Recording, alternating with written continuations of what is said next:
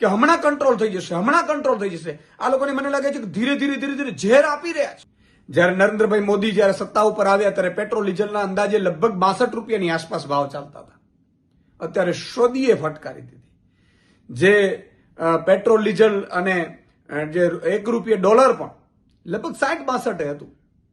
ક્યાં પહોંચી ગયું? સાહેબ, કહેવા એ માંગુ છું કે આ આમ જનતા ઉપર, આમ લોકો ઉપર, એક સામાન્ય પબ્લિક ઉપર કેટલો ભાર પડે છે. 1 રૂપિયો પેટ્રોલ કે ડીઝલ વધતું આજથી 10-11 વર્ષ પહેલા, ત્યારે બધા ટ્રકના પૈડા થંભી જતા. લોકોમાં એક પ્રકારનો ગુસ્સો આવી જતો કે આ અમારા ઉપર શું કામ ભાઈ ભાર મૂકો છો તમે. અત્યારે હાલત કેવી થઈ છે?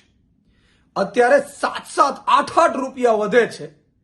તમે જુઓ કેટલી સિસ્ટમ આ લોકોએ મેનેજ કરી છે કે આંદોલન કે હડતાળની તો વાત ટ્રકોની છોડી દો, પણ લોકોને બોલતા પણ ડરે છે. લોકો આટલા ઉપર ભાર પડે છે, મોંઘવારી ઉપર મોંઘવારી. એક પેટ્રોલ ડીઝલનો 1 રૂપિયો વધે એટલે તમામ જગ્યાએ મોંઘવારી વધી જાય. આજે લોકો ચારે બાજુ પીડાઈ રહ્યા છે. આજે એક માતા બેન દીકરી જે સામાન્ય પરિવારમાંથી છે, આમ આદમી છે, મધ્યમ પરિવારમાંથી છે, એમનું કિચન નથી ચાલતું, એનું કિચનનું બજેટ વધી જશે. શાકભાજીથી માંડીને તમામ જીવન જરૂરિયાત ભાવો છે એ પેટ્રોલ ડીઝલના ભાવ વધે એટલે વધી જાય. અને આ લોકો વાતો શું કરે છે કે હમણાં કંટ્રોલ થઈ જશે, હમણાં કંટ્રોલ થઈ જશે. આ લોકોને મને લાગે છે કે ધીરે ધીરે ધીરે ધીરે ઝેર આપી રહ્યા છે.